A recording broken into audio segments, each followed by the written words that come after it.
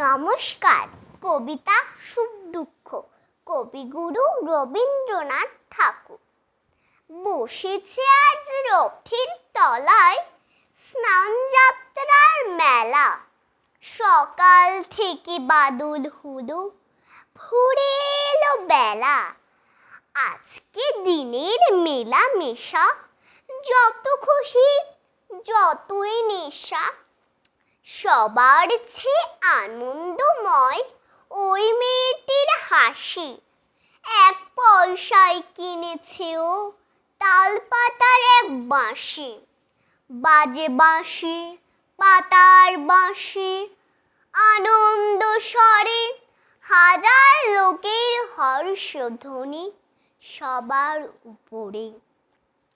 ঠাকুর বাড়ি ঠেলাঠেলি, লোকের নাহি শেষ।